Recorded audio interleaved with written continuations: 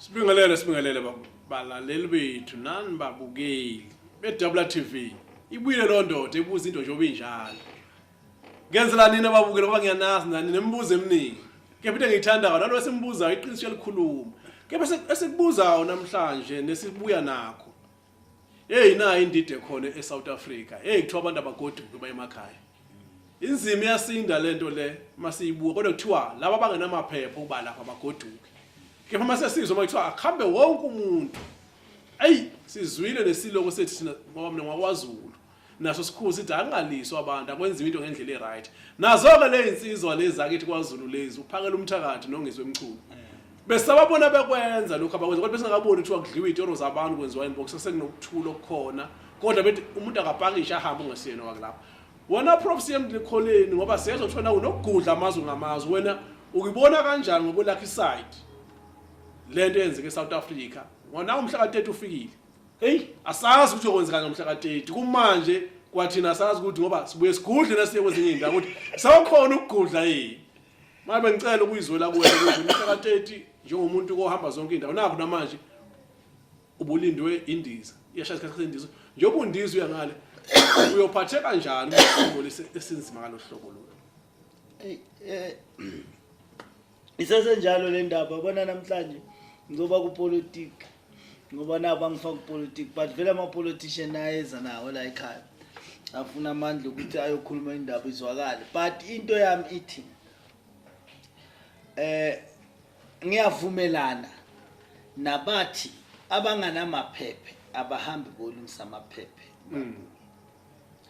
ngoba kuyophinde futhi kusize bona laba ukuthi even though basebenza kuma restaurant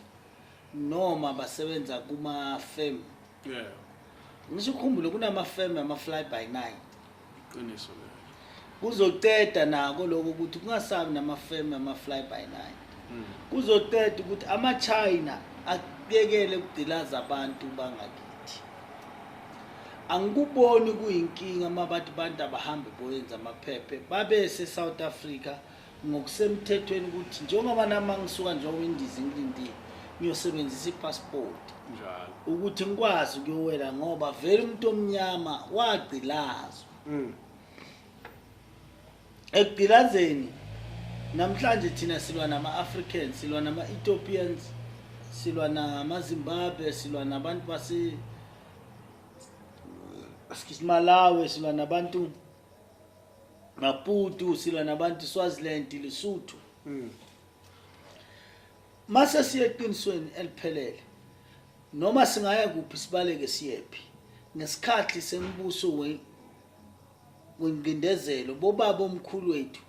babalekele eMozambique bebanganawo ama document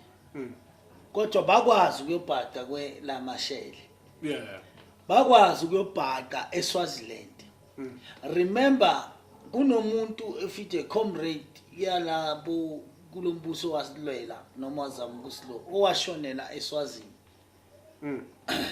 bezwe amabhunu ukuthi ubalekele eSwazini bahamba kwemiduma khona so in other words ngichaza ukuthi ikahle lento but ayisikahle yakuzwa mangithi kahle ayisikahle ngifuna umuntu umlalela angangizwa kahle kabi remember ukuthi if someone now travel to Mozambique those people now they are so angry with us remember there's a person that died mashona lo muntu loyo but he lives in xenophobia esinayo I used to have there's this thing M-Pesa in Mozambique beyenza izinto kimi ibe lula ukuthi mangise Mozambique ngivele ngithathe inyana amasente enginawo ngilahlele kumpesa so that mangikuphi ngikwazi ukusebenzisa le mali M-Pesa angiloko ngisebenzisana namakhadi ase South Africa because angicharge but manje bayivalile ngendaba yalesimo lezi ngendaba yalesimo ngithe mangifika bangitshela ukuthi we need visa ngathi ukuthi this thing I have used it for over 10 years now manje mase ngibuka lesimo sengibona ukuthi ngilendo le mase ngibaqhazela labantu ngitlalelani guys it's not xenophobia bathi abantu abahamba ulungisa lamaphepha mangibachazela kahle but ngalendlela kwenzeka ngakhona abantu bathukile bathi kuyaliwe South Africa sisafuna mashangani asisafuni bona bahambe but mase uya emuva eqinisweni liphelele ubaba uZuma beka Mozambique uThabo Mbeki beka Swaziland ngutshela mina ngaloko engikwazi throughout the politics ukuthi babalekela kuphi abanye Thabo Mbeki wafunza eUniversity yase Swaziland wateta futhi lapho njengoba abuya le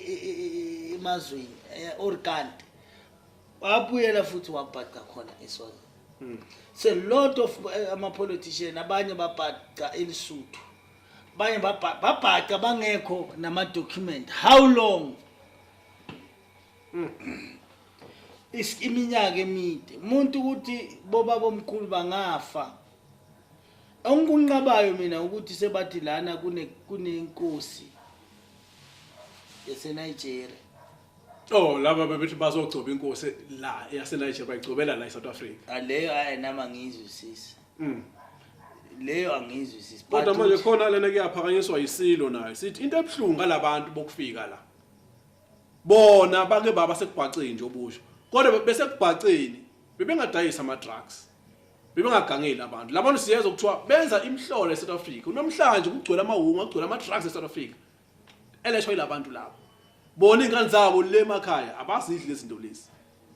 so manje uma uzokuthathanisa okubhaca lokho naloko labantu bebhacile kuwa angikuboni ukuhambisana ngalo ndlela leyo yazi ngikutshela I drugs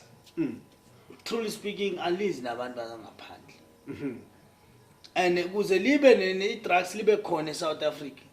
ingoba kuvuma umuntu wase South Africa drugs we can blame those people why ungayibhemi wena drugs izongibulala ngiyayazi iyabulala no why ungayibhemi ngoba likhona vele i-choice leyo i-choice yomuntu so we don't ngelingisise ndawo liyangibulala asingablame abanye abantu ngokwenza kwethu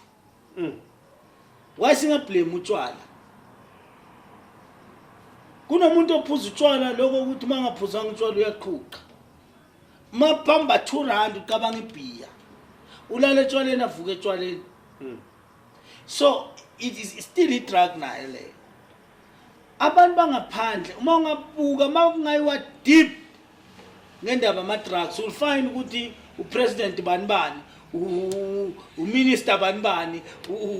ujunior bani but you are blaming ama Nigerian that they are bringing drugs kunenkulumo ama drugs esingayilanda namhlanje uthi yaphelela laphi ngeke mbungisho ngegama lo baba lo yahamba yathi 3 bathola ama drum ayenza unga yile bheme KZN angangikwazi lokwazi into zabo leyo so mangu wenze example kune plus lo muntu esimaziyo simthembile but lo muntu wase South Africa is not an African people if bokuyi Nigeria uzoshithi la ma Nigeria ngempela abulala how many Nigerians that you know wena has been arrested for ama drugs akuvamisanga ngizwe njalo kuba kuboshwa bona abantu bakithi ababoshwayo kodwa manje kunale uma abantu bakithi bangayeka mina ngizokutshela asingathwesi umthwalo futhi kwabona ngazi ngesinto sithi ungathi uyayibona imfene ayiboni ukuthi inenkomo bathi ungaboni omunye ukuthi bathi imfene ehlekana isipho enye ikhoma umuntu nesipho yona ayiboni isipho injalo so manje sithi thina Nigeria silethela ama drugs Nigeria iyosibulala but ngizokutshela iqiniso kusema Nigeria sibulala if singafuni Nigeria sibulale akumelanga support that business of them akumelanga sithenge leyo nsangu abayithengisayo akumelanga sithenge even a little of that unga abantwana bethu bakhipha ama drugs bahamba obhema ama drugs abafundisanga ma Nigeria kubhema ama drugs baziyela kuye bathi ngiphethe stress mase siyo iqinisweni athathe lo muntu loyo athengisele futhi umuntu akibo sikhumba mhlophe mnyama waki hayi an outsider a person mina kunabantu engibazi futhi angibasizi mina ngoba nginabantwana uya futhi umuntu othengisa lento namaphoyisa ngikwathi niki tip off mangamazi uthi nangu uthengisile ngabanika straight tip off uthi hamba nombopha lo yamuntu ngoba akusemnandi wena mfowethu ukubhema into ongeke wena uyibheme uyidayiselana into wena wakini udayisela umuntu wakini uthi bhema lento le kukhombisa ukuthi abafuni futhi ukuthi baze bayifohlisa ingene nasejele ingene naseyibhedlele la bathi bayenza labantwana bayeke ilema rehab kusebenza ama-Nigeria nalapha ema-rehab asiyekeleni ukublame abanye abantu ngokwenza kwethu ngoba yithi esivumela lento but manje sifuna ishield ukubhada ukuthi thina akusithi mara yithi esiyithengisa ngeke uthola iNigeria ligijima la estradeni or ngena la kazwane lithengisa iwonga cha ngeke ngiyayizwa leyo futhi uyayisekela ngento enhle eyakhayo so mina umbono wami ukuthi siyakhe ubudlelwana nabantu bangaphandle asiyenzeni ukuthi abantu bangaphandle yesihambani bantu benkosi nini ninganawo amaphepha niyolungisa amaphepha ngoba nathi asiyikini singanawo amaphepha uma singaya namaphepha and abantu basebangaphandle my advice free advice hambani nenza amaphepha ningabi seniyabuya nahlala niya overstay bese nenisuka lapho futhi senilo sebenzani into yenza ukuthi labantu ba overstay ngoba bavumela ukusebenza bahola 100 rand but if ever bangakhona lokuthi bahambe nathi masithina lo msebenzi la sifuna 5000 akube ngi5000 bazoba nayo imali ukuthi bakwazi ukubuyela ekhaya boshayisa ama stamp babuye because ukusuka lawo imali lawo is 3.5 and then umuntu avumele kulo kanjani umuntu akithi ngikhuluma maybe ngase KZN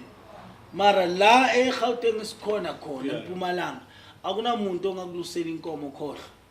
wala eSouth Africa uthi akalusa inkomo zakho ngizombhadala njengoba ngilusisa abanye abantu inkomo sengiyabekisa bakubukhamba wala eMzansi ngeke lokuthe ukuthi amasimba lana kangangake inkomo mina esibayeni akusafani nami mina ngalusa mina ngiyakuzwa mara manje umntwana wami ngeke ngimise esibayeni ithi ayilusa papa no I can't do that no I can't do that isingisi but ukuthi silungise asiyekeleni abantu bangaphandle silungisaneni thina sibuyeleni emasuswini ukubuyela emasuswini ukuthi sibuyele sidle usithubu wasidina nini wena awu nazi inkomo zizele kumanje